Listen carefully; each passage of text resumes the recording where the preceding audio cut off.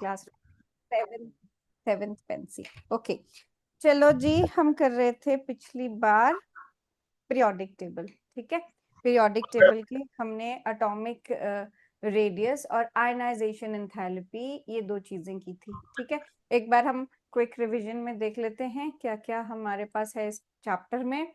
हमने देखा कि हमने एलिमेंट्स को क्लासिफाई किया था ताकि वो सिस्टमैटिक फॉर्म में उनको अरेंज कर सके। हमने ड्रॉबनियर ट्रायड्स बनाए थे 3 का सेट, जिसमें फर्स्ट और थर्ड एलिमेंट के मास को अगर 2 से डिवाइड करो तो सेंट्रल एलिमेंट का मास मिलता है। न्यूलैंड्स लॉ ऑफ ऑक्टेव्स था, जिसमें था कि अगर एलिमेंट्स को अरेंज किया गया उनके एटॉमिक मास के अकॉर्डिंग, तो जो हर 8th एलिमेंट की प्रॉपर्टी है that matches the first element. ठीक है, फिर हमने मेंडेलीव का पीरियोडिक टेबल किया था which was based according to the increasing atomic masses, और उसने कहा था एक फिक्स्ड इंटरवल के बाद प्रॉपर्टीज जो हैं वो रिपीट होती हैं, और उन्होंने गैप छोड़े थे कुछ एलिमेंट्स के लिए, और जो प्रॉपर्टीज उनकी प्रिडिक्ट की थी वही उनको मिल गई थी। ठीक है, ये गैप छोड़ना बिगेस्ट बून था इस पीरियोडिक टेबल के लिए। ये मेंडेलीव का पीरियोडिक टेबल है जिसमें उन्होंने अपने एलिमेंट्स को ट्राई किया था कि सिमिलर प्रॉपर्टीज वाले एलिमेंट्स जो हैं वो सेम प्लेस पे आ सकें। फिर इसमें कुछ मेंडेलीव में कुछ प्रॉब्लम्स थी कि वो हायर एटॉमिक मास वाला एलिमेंट पहले आ गया था और लोअर वाला बाद में आ गया था, या फिर उसमें जो आइसोटोप्स की प्रॉब्लम थी कि आइसोटोप्स जो है उनका सबका डिफरेंट मास होता है लेकिन उनके लिए डिफरेंट प्लेसेस नहीं थे। तो उन्होंने मोज़ले ने फिर एटॉमिक नंबर पे बेस्ड पीरियोडिक टेबल बनाया था, और ऐसे 4 ब्लॉक्स में पीरियोडिक टेबल को बांटा था, S, P, D and F। ठीक है, और इसमें क्वांटम नंबर्स के अकॉर्डिंग ही फिलिंग हुई थी, 1s 2s 2p 3s 3p 4s 3d, यहाँ तक 30 एलिमेंट्स आपके फिल हो जाते हैं। तो आपने ये याद रखना है। मॉडर्न पीरियोडिक टेबल में 7 पीरियड्स 18 ग्रुप्स हैं, और इसको long form of periodic table भी बोलते हैं, और जो ग्रुप्स हैं उनको फैमिलीज भी कहा जाता है। 4 ब्लॉक्स SPDF ब्लॉक आपके पास है। एस ब्लॉक में मेटल्स होते हैं जिनकी वैलेंसी +1 और +2 होती है। पी ब्लॉक अकेला ऐसा ब्लॉक है जिसमें मेटल्स, नॉन मेटल्स और मेटलॉइड्स तीनों प्रेजेंट होते हैं। डी ब्लॉक में सारे मेटल्स हैं, इनको हम ट्रांजिशन एलिमेंट्स भी बोलते हैं, जिनकी जो वैलेंसी है ट्रांजिशन में है, जो जिनके मतलब उनकी जो प्रॉपर्टीज है वो ट्रांजिशन में है। वैसे तो वो सब मेटल्स हैं, लेकिन उसके एक तरफ एस ब्लॉक है जो हाईली मेटालिक है, और एक तरफ पी ब्लॉक है जो टुवर्ड्स नॉन मेटल्स जा रहा है। ये हैं तो मेटल्स, लेकिन ना एस के बराबर मेटालिक हैं, ना पी के एंड वाले मेटल्स के एंड वाले एलिमेंट्स के जितने नॉन मेटालिक हैं। ठीक है, ये फाइनल पीरियोडिक टेबल आपका 118 एलिमेंट्स इसमें फिल हुए हैं। 100 से बड़े एलिमेंट्स के लिए स्पेसिफिक ये नेमिंग के लिए रूल्स बनाए गए हैं। 0 for nil for 0, n for 1, bi 2, tri 3, quad 4, pent 5, 6 hex, sept 7, oct 8, 9 n। फिर इस तरीके से आप कॉन्फ़िगरेशन करते हो जिसमें क्रोमियम और कॉपर की एक्सेप्शनल कॉन्फ़िगरेशन होती है। ये पीरियोडिक टेबल में एस ब्लॉक के एलिमेंट्स हैं। है लीना की रूबीना से फरियाद, बेटा मांगे कार स्कूटर बाप राजी। ठीक है, ऐसे करके आप एलिमेंट्स को याद कर सकते हो। पी ब्लॉक के लिए भी निमोनिक्स हैं, डी के लिए भी हैं, पर पहले आप फर्स्ट 30 एलिमेंट्स इसमें कर लीजिएगा। ठीक है, आफ्टर दैट हमने एटॉमिक रेडियस किया था पिछली बार। एटॉमिक रेडियस में हमने किया था कि इसमें एटम का रेडियस है न्यूक्लियस से लेके लास्ट शेल तक का जितना distance, that is atomic radius. अगर मेटल एटम्स आपस में कंबाइंड हैं उनके न्यूक्लियसेस का डिस्टेंस इज मेटालिक रेडियस। अगर वो ओवरलैप्ड हैं तो उनके डिस्टेंसेस का जो हाफ है दैट इज कोवलेंट रेडियस। और अगर वेंडर वॉल रेडियस है तो वो क्या होता है, जब आप दो नॉन पोलर मॉलिक्यूल्स के बीच की जो अट्रैक्टिव फोर्स है उसका हाफ लेते हो, that is called vendor wall force, और इसका half is vendor wall radius. ठीक है, और हमने किया था that cation is always smaller than the parent atom and anion is always greater than the parent atom.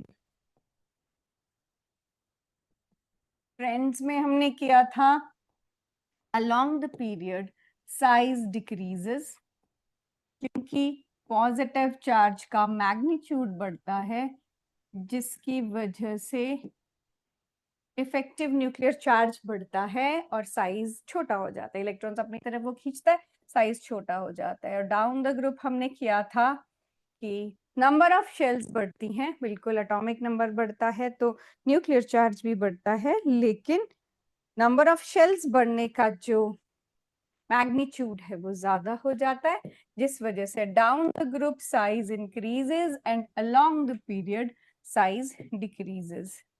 Ionization enthalpy में हमने किया था कि यहाँ जितना छोटा साइज होगा इलेक्ट्रॉन उतना अट्रैक्टेड होगा टुवर्ड्स न्यूक्लियस, इसीलिए अलोंग द पीरियड जो है आयनाइजेशन एंथैल्पी हाई होती है, और डाउन द ग्रुप न्यूक्लियस और लास्ट शेल का इलेक्ट्रॉन काफी दूर होता है, अट्रैक्टिव फोर्स कम होती है तो इसको रिमूव करना इजी होता है और आयनाइजेशन एंथैल्पी जो है वो लो होती है। तो साइज की बात हो गई, आयनाइजेशन एंथैल्पी की बात हो गई। उसके बाद नेक्स्ट आता है electron gain enthalpy. Electron gain enthalpy,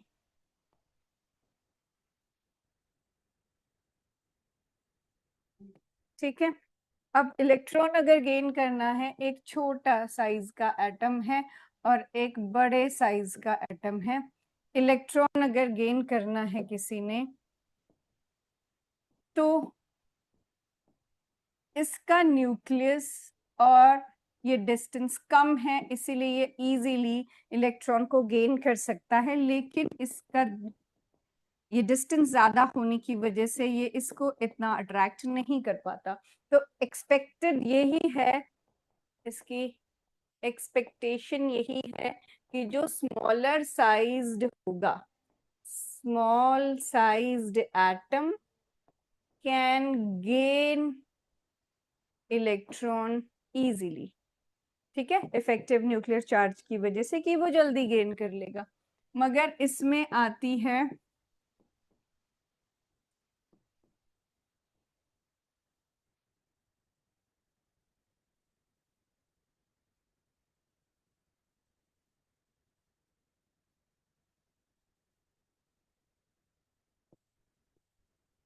इसमें आती है एक्सेप्शन फ्लोरीन और क्लोरीन को लेके। वैसे एक्सपेक्टेशन के अकॉर्डिंग फ्लोरीन क्योंकि इन सब में सबसे छोटा है तो इसको इलेक्ट्रॉन इजीली गेन करना चाहिए, लेकिन फ्लोरीन इजीली गेन नहीं करता, क्लोरीन करता है क्योंकि ये कुछ ज्यादा ही छोटा है, ठीक है। This is extremely small.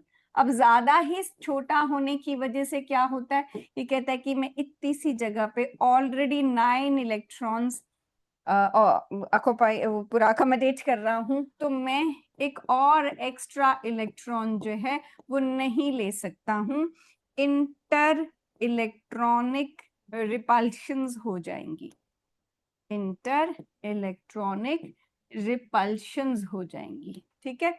इसका जिस ऑर्बिटल में इलेक्ट्रॉन होता है वो 2p ऑर्बिटल होता है, वहां इलेक्ट्रॉन ऐड करना मुश्किल होता है, स्मॉल है 2p ऑर्बिटल। लेकिन क्लोरीन का क्या है, क्लोरीन में इलेक्ट्रॉन 3p ऑर्बिटल में ऐड हो रहा है, रिलेटिवली काफी बड़ा है और वो उसको संभाल सकता है, ठीक है।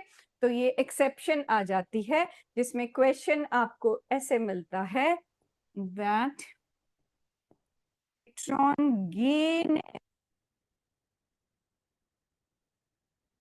chlorine is more negative than that of fluorine.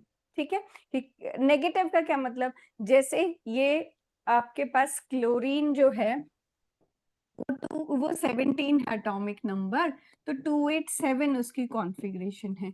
अगर आप 1 इलेक्ट्रॉन इसको दोगे, दिस बिकम्स 28।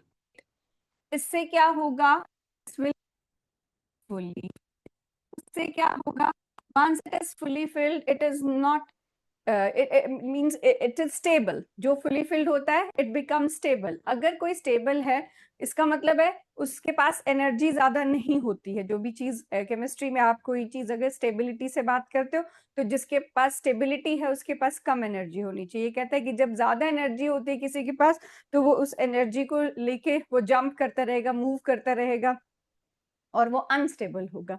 तो अगर किसी को स्टेबल होना है या कोई चीज स्टेबल हो रही है, it should possess lower amount of energy. तो जो भी उसकी एनर्जी है वो रिलीज करता है।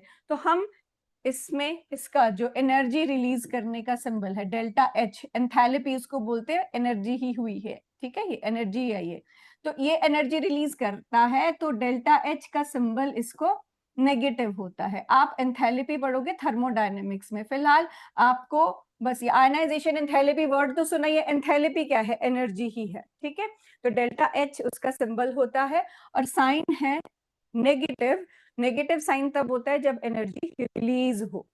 ठीक है, तो क्यों कर रहा है ये रिलीज, क्योंकि ये स्टेबल हो रहा है। तो स्टेबल वाली चीज लेस एनर्जी पोजेस करती है तो उसको चाहिए नहीं, तो जो भी उसके पास एनर्जी होती है वो लूज कर रहा है। इसीलिए जो इलेक्ट्रॉन गेन एंथैल्पी है क्लोरीन की वो नेगेटिव है, that is more negative than that of fluorine.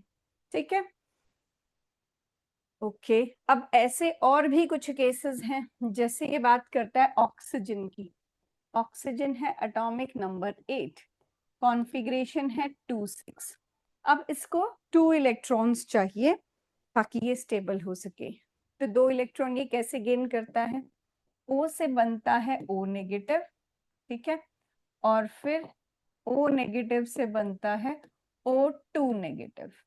ठीक है, पहले ये एक इलेक्ट्रॉन गेन कर रहा है, फिर ये सेकेंड इलेक्ट्रॉन गेन कर रहा है। जब ये O से O नेगेटिव गेन करके, तब तो जो मैंने एंथैल्पी की आपको वैल्यू बताई कि तब तो ये ठीक है, खुश है कि मेरे पास एक इलेक्ट्रॉन आ रहा है। ठीक है, लेकिन अब हम तो ये सोचेंगे कि 2 इलेक्ट्रॉन्स चाहिए इसको, तो सेकेंड इलेक्ट्रॉन तो ये और भी खुशी खुशी एक्सेप्ट कर रहा होगा।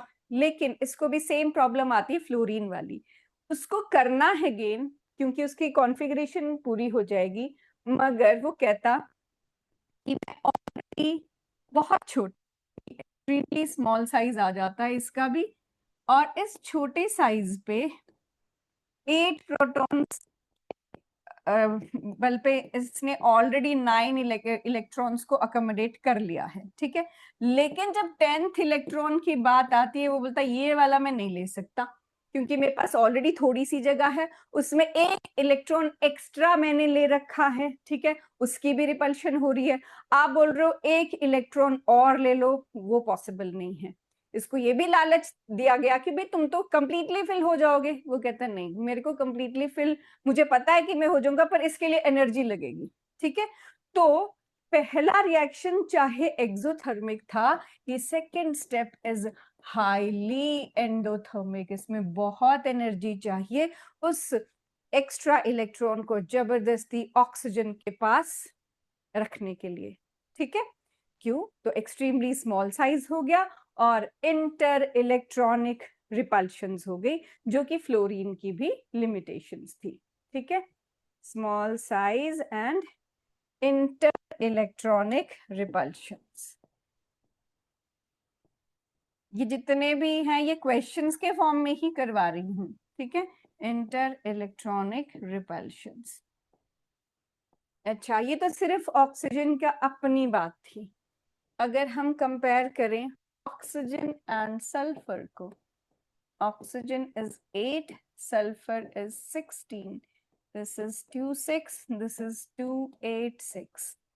इन दोनों को इलेक्ट्रॉन्स चाहिए ताकि ये अपनी ऑक्टेट कंप्लीट कर सकें। मगर इसमें भी ऑक्सीजन से ज्यादा negative electron gain enthalpy sulphur की होगी, again because oxygen is small in size, और यहाँ हो जाती हैं inter electronic repulsions.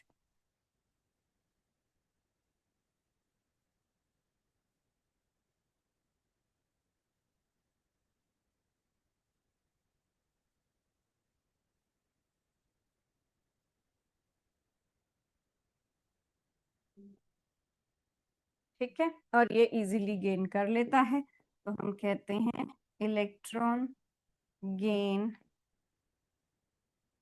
enthalpy of sulfur is more negative than that of oxygen. ठीक है, so this was electron gain enthalpy की बात। इसके अलावा आपको पता होना चाहिए जो ग्रुप 18 है, ग्रुप 18 ये फुली फिल्ड होता है, और फुली फिल्ड होने की वजह से does not accept electron, gain नहीं करना पसंद करता। ठीक है, अगर आपको इसको फिर भी इलेक्ट्रॉन गेन करवाना है तो उसके लिए आपको एंथैल्पी देनी पड़ेगी। तो electron gain enthalpy of noble gases is positive।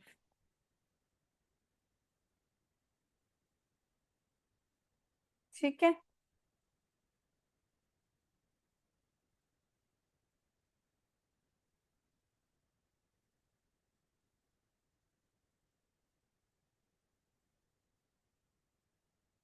अब नेक्स्ट ग्रुप 1 को लेके, ग्रुप 1 वैसे मेटल्स हैं, 1s1 2s1 3s1, last shell में उनके पास 1 इलेक्ट्रॉन होता है, they are suppose to lose electrons, like lithium is 2 1, sodium is 2 8 1, potassium is 2 8 8 1, so they are supposed to lose this electron क्योंकि उससे वो फुली फिल हो जाते हैं। मगर हम अगर बात करें इलेक्ट्रॉन गेन एंथैल्पी, तो अगर इनको इलेक्ट्रॉन गेन करना हो तो इनका SA फुल हो जाएगा, this becomes 1s2, this becomes 2s2, this becomes 3s2। ठीक है, तो ये फुली फिल हो जाएगा, which means कि ये इलेक्ट्रॉन गेन कर सकते हैं।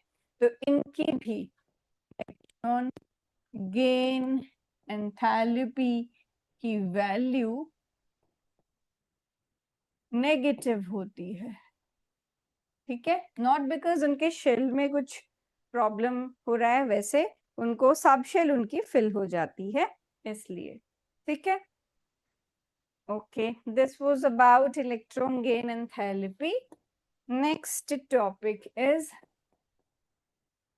इलेक्ट्रोनेगेटिविटी। इलेक्ट्रोनेगेटिविटी क्या होता है? इलेक्ट्रोनेगेटिविटी ये कहता है जैसे हमने बॉन्ड बनाया HF HCl HBr HI, ठीक है, तो एक बॉन्ड 2 इलेक्ट्रॉन से बनता है, सब में हाइड्रोजन कॉमन है, लेकिन जो फ्लोरीन है वो सबसे इलेक्ट्रोनेगेटिव एलिमेंट है, तो वो अपनी तरफ इलेक्ट्रॉन्स को पुल करने की कोशिश करता है। फिर क्लोरीन हो गया और फिर आयोडीन हो गया। ठीक है, जितना ज्यादा वो अपनी तरफ, जितना ज्यादा इलेक्ट्रोनेगेटिव एलिमेंट होगा उतना ज्यादा वो अपनी तरफ पुल कर सकता है इलेक्ट्रॉन्स को। ठीक है, जैसे फ्लोरीन सबसे ज्यादा कर रहा है क्योंकि सबसे ज्यादा इलेक्ट्रोनेगेटिव है, तो उतना ही high magnitude of charge fluorine पे आएगा। उसके बाद है क्लोरीन, ये लेस इलेक्ट्रोनेगेटिव है तो लेस नेगेटिव ब्रोमीन और कम आयोडीन और कम, ठीक है। तो electronegativity is tendency of an atom to pull the shared pair of electrons towards itself. ठीक है, शेयर्ड पेयर ऑफ इलेक्ट्रॉन्स को अपनी तरफ खींचने की टेंडेंसी इलेक्ट्रोनेगेटिविटी होती है। ये कोई इंडिविजुअल एटम की बात नहीं है, ये बॉन्डेड एटम्स की बात है। जब भी दो एलिमेंट्स बॉन्डेड स्टेट में होंगे, उस बॉन्ड के इलेक्ट्रॉन्स को कौन अपनी तरफ ज्यादा खींच सकता है, उसको बोलते हैं इलेक्ट्रोनेगेटिविटी। फिर है हमारे पास केमिकल प्रॉपर्टीज। केमिकल प्रॉपर्टीज में हम पढ़ते हैं जैसे जितने भी मेटल्स हैं, मेटल्स की जो भी कंपाउंड्स हैं, ऑक्साइड्स हो गई, हाइड्रोक्साइड्स हो गई, they are basic in nature. ठीक है, जो नॉन मेटल्स हैं इनकी oxides and hydroxides are acidic in nature. ठीक है, मेटल्स अगर हाई ऑक्सीडेशन स्टेट में है, हाई ऑक्सीडेशन स्टेट में है, तब वो भी एसिडिक होते हैं नेचर में। ठीक है, एग्जाम्पल्स कर लें इसके। जैसे बेसिक कौन से होंगे, NaOH हो गया, MgOH ट्वाइस हो गया, लो ऑक्सीडेशन स्टेट वाले, Mn2O7 हो गया, Cr2O3 हो गया। ठीक है, ये एसिडिक हो गए। नॉन मेटल की ऑक्साइड जैसे P2O5 हो गया, Cl2O7, नॉन मेटल्स की ऑक्साइड्स एसिडिक होती है नेचर में। और कुछ है एम्फोटेरिक। एम्फोटेरिक में आते हैं आपके पास जिंक, एल्यूमिनियम, इनके कंपाउंड्स। एम्फोटेरिक वो होते हैं which reacts with acids as well as base। ठीक है, वो हो गए एम्फोटेरिक। और कुछ होते हैं न्यूट्रल। कौन है न्यूट्रल? CO, NO, N2O। ठीक है, and water is also neutral. I would like you to write it, please everybody please write it. अब कंपटीशन में भी आपको ये मिल जाएगा।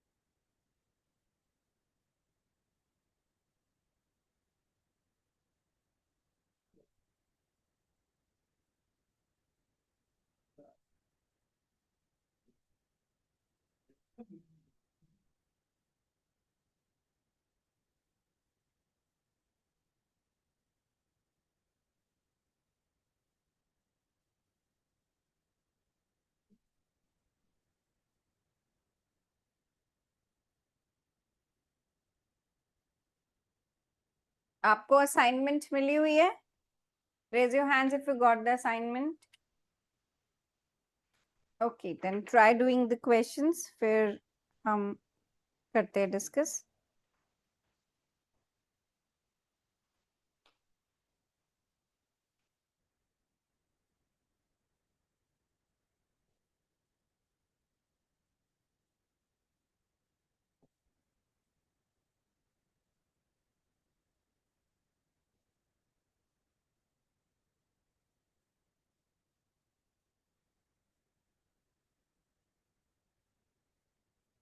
दो चीजें और हैं केमिकल प्रॉपर्टीज में. एक है एनामलस बिहेवियर और एक है डायगोनल रिलेशनशिप. एनामलस बिहेवियर है, ये कहता है कि हर फैमिली के जो फर्स्ट मेंबर है that behaves differently from the other members. ठीक है. First member of each family behaves differently from rest of the members.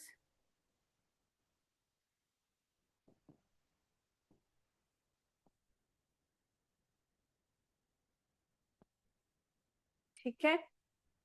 और इसके रीजंस होते हैं. वो रीजंस हैं स्मॉल साइज, सबसे छोटा होता है वो. ठीक है. फिर high ionisation enthalpy, high electronegativity and absence of d orbitals. इन चार रीजंस की वजह से जो फर्स्ट मेंबर है हर फैमिली का, वो बाकी से डिफरेंटली बिहेव करता है. ठीक है. और फिर है डायगोनल रिलेशनशिप. ये सिर्फ दो पीरियड्स में, सेकंड और थर्ड पीरियड में एग्जिस्ट करता है, जिसमें ऐसा कहा गया है जैसे सेकंड पीरियड में है आपके पास बेरिलियम, बोरॉन, कार्बन. ठीक है. और यहाँ पर है मैग्नीशियम, एल्यूमिनियम, सिलिकॉन. तो ये कहते हैं सेकेंड और थर्ड पीरियड में जो डायगोनली आपस में एलिमेंट्स डायगोनली प्रेजेंट होते हैं, उनकी सिमिलर बिहेवियर होता है because of similar size. They show similar properties and this is called diagonal relationship. Now do the questions. ये लिख लो और questions करो.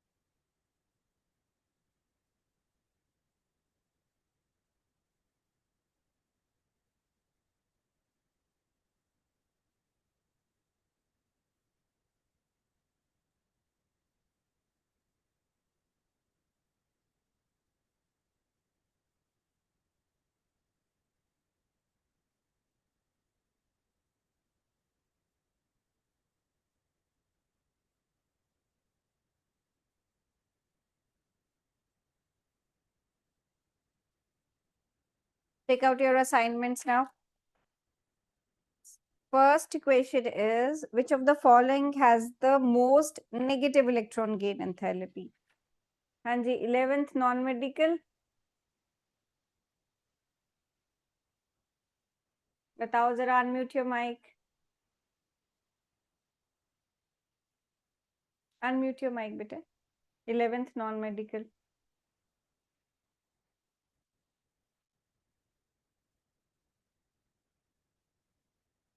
नहीं आता करने? क्लोरीन। अच्छा ठीक है, अब साथ में आंसर्स देते रहो, ठीक है? Okay, which of the so first answer is chlorine, ठीक है? आवाज बाकी ना आए मुझे, सिर्फ आंसर्स बताना. Which of the following orders of electronegativity is correct? देखो ऑप्शंस पढ़ो और बताओ मुझे कौन सा ऑप्शन इलेक्ट्रोनेगेटिविटी ऑर्डर के लिए करेक्ट है. पूरे पीरियोडिक टेबल में सबसे ज्यादा इलेक्ट्रोनेगेटिव एलिमेंट है फ्लोरीन, फिर है ऑक्सीजन, फिर है नाइट्रोजन और फिर है क्लोरीन.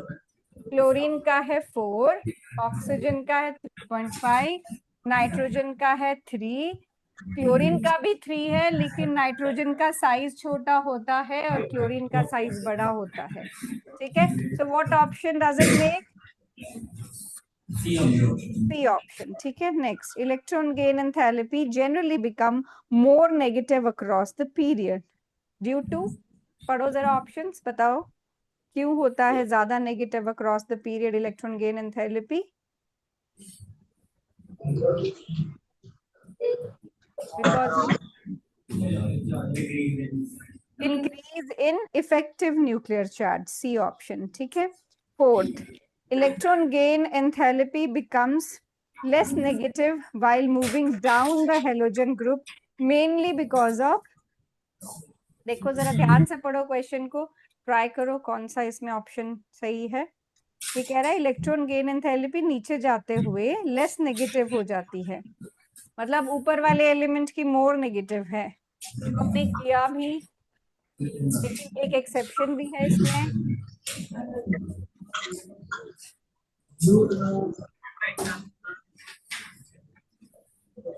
बताओ.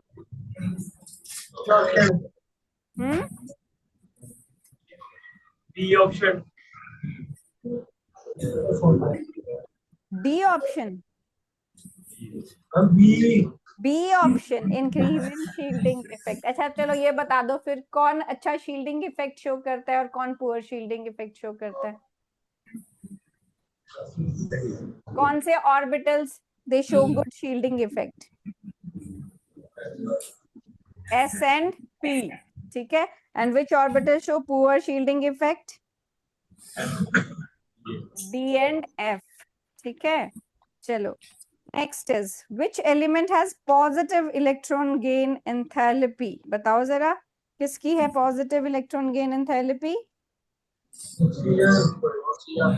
D option, neon. मैंने कहा था noble gases की positive electron gain enthalpy है.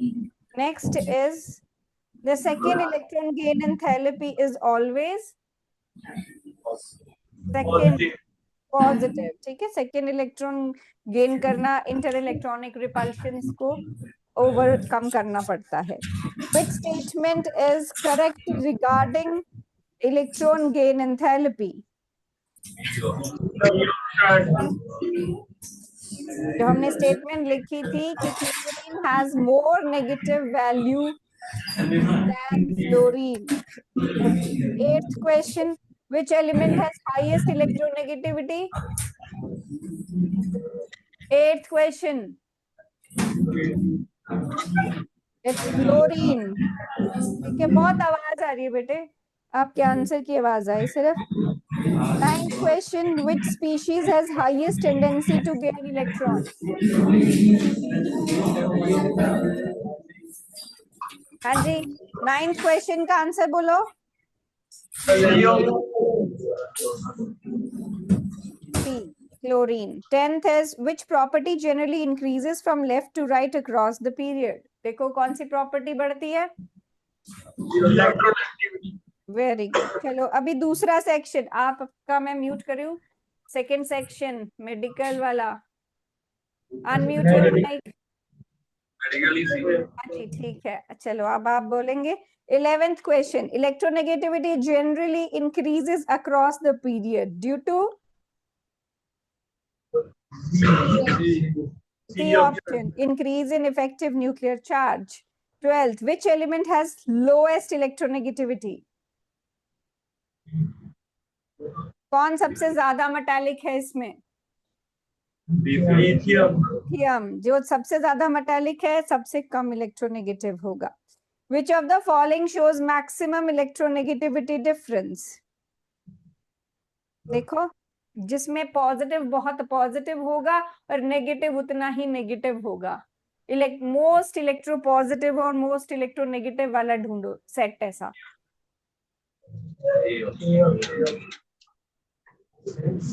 पक्का देखो ध्यान से।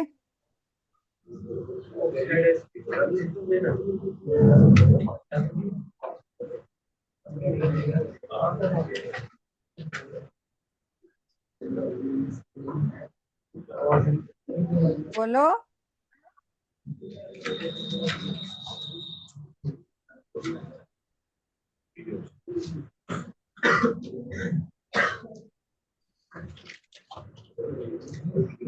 इसमें NaCl आएगा क्योंकि सोडियम मेटल है, वो मोस्ट इलेक्ट्रोपॉजिटिव हो जाएगा और क्लोरीन नॉन मेटालिक है, मोस्ट इलेक्ट्रोनेगेटिव। हाइड्रोजन के कंपैरिजन में ज्यादा पॉजिटिव सोडियम पे आएगा। हाइड्रोजन जो है वो न्यूट्रल सा एलिमेंट है, जिसके साथ कंबाइन कराओ वो नेगेटिव के साथ कराओ पॉजिटिव बना लेता है, पॉजिटिव के साथ कराओ नेगेटिव बना लेता है।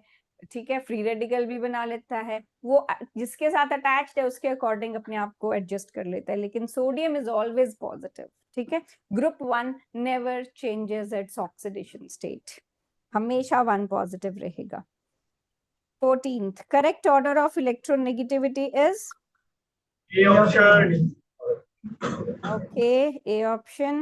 Which is 15th question. Which pair of elements shows the most ionic character in their compound? सबसे ज्यादा आयनिक। अब मैंने जो पहले भी कहा था, सबसे ज्यादा इलेक्ट्रोपॉजिटिव मेटल ढूंढो और सबसे ज्यादा इलेक्ट्रोनेगेटिव नॉन मेटल ढूंढो। नहीं बेटा, ए ऑप्शन में जो ग्रुप 1 होता है ना, सबसे ज्यादा इलेक्ट्रोपॉजिटिव, उसमें सबसे नीचे वाला एलिमेंट। इलेक्ट्रोपॉजिटिव एलिमेंट का मतलब है जिसकी आयनाइजेशन एंथैल्पी सबसे ज्यादा हो। तो ये लिथियम है, ये सोडियम है, ये पोटेशियम है, ये रुबीडियम है और ये सीजियम है। ठीक है, ऐसे चपटे नहीं होंगे पर बोर्ड में एडजस्ट कर रही हूँ। ठीक है, तो सीजियम सबसे बड़ा है साइज में, जिसकी लोएस्ट आयनाइजेशन एंथैल्पी होगी। इसके नीचे फ्रेंशियम भी होता है, but we do not include radioactive elements in trend. ठीक है, तो इसमें सीजियम और फ्लोरीन वाला कॉम्बिनेशन आ जाएगा। ओके, 16th क्वेश्चन पे आओ। The correct order of metallic character is, सबसे ज्यादा मेटालिक होता है ग्रुप 1, फिर होता है ग्रुप 2, फिर आता है डी ब्लॉक वाले, फिर 13 वाले। ठीक है, तो इसका आंसर होगा फर्स्ट ऑप्शन। सोडियम ग्रुप 1 से है, मैग्नीशियम 2 से, एल्यूमिनियम 13 से और सिलिकॉन 14 से। सारे सेम पीरियड के हैं, इसीलिए कोई कंफ्यूजन नहीं होनी चाहिए, ठीक है। सेम पीरियड में ही along the period non-metallic character increases and metallic character decreases, ठीक है।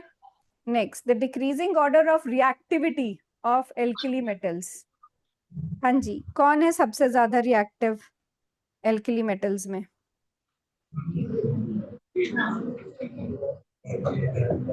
बोलो।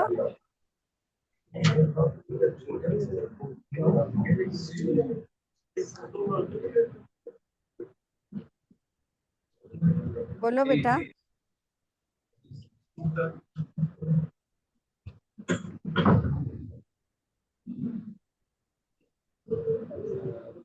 मोस्ट रिएक्टिव आपका डिक्रीजिंग ऑर्डर पूछा है ना, सीजियम, क्योंकि उसकी अगर आयनाइजेशन एंथैल्पी की बात करो तो सीजियम की लोएस्ट होगी, तो caesium is suppose to be most reactive.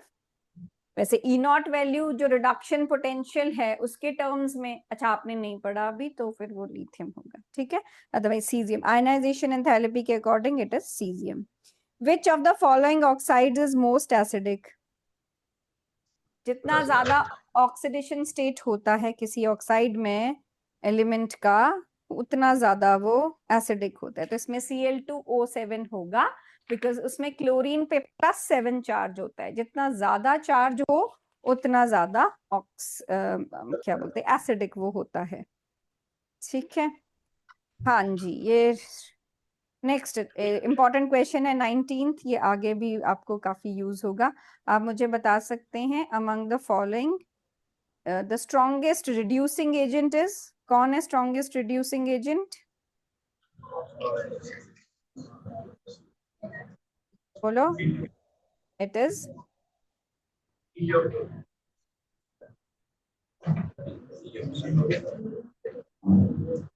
D option. D option, पक्का?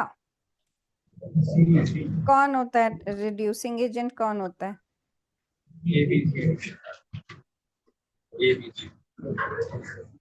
सबसे अच्छा रिड्यूसिंग, जो मैं रिडक्शन पोटेंशियल की बात कर रही थी ना अभी पीछे, जो मैंने कहा था, शायद आपने पढ़ा नहीं होगा, अभी पढ़ा नहीं है, रिडॉक्स में थोड़ा सा पढ़ोगे, रिडॉक्स वाले चैप्टर में। तो सबसे अच्छा रिडक्शन पोटेंशियल लिथियम का होता है, -3 के करीब, ठीक है। तो याद रखना, इस क्वेश्चन को मार्क कर लो। जो स्ट्रॉन्गेस्ट रिड्यूसिंग एजेंट है एल्कली मेटल्स में वो लिथियम है, ठीक है। इसकी रिडक्शन पोटेंशियल की वैल्यू -3 के अराउंड होती है। Next, which of the following shows anomalous behaviour due to small size and high electronegativity? First member of the family which is fluorine, ठीक है। Next, which of the following is the strongest oxidizing agent? ये fluorine है। ये reducing agent और oxidizing agent best वाले जो है आपने लर्न कर लेने हैं, ताकि जब तक आप वो कॉन्सेप्ट ना पढ़ा है तब तक आपको याद रहे। इसमें लिथियम बेस्ट रिड्यूसिंग एजेंट है। रिडॉक्स में आप एक टेबल पढ़ोगे, उसमें टॉप और बॉटम पे ये दोनों एलिमेंट्स मिलेंगे। Lithium best reducing agent, fluorine best oxidizing agent.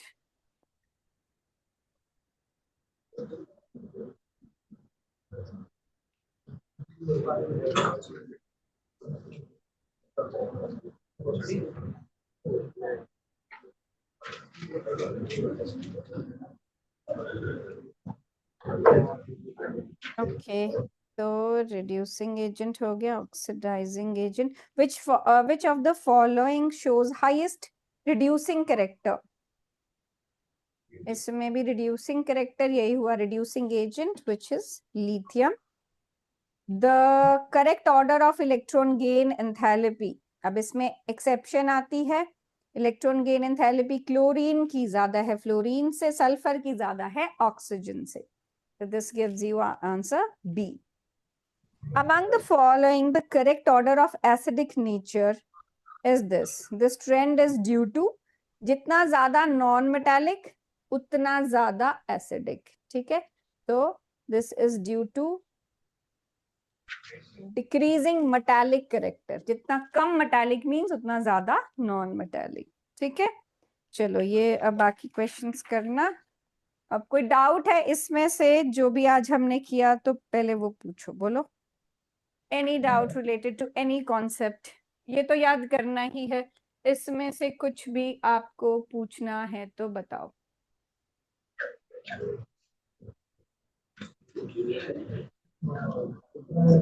Know questions?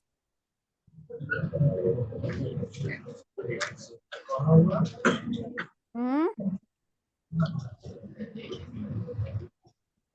so फिर see you in the next class. Bye, take care.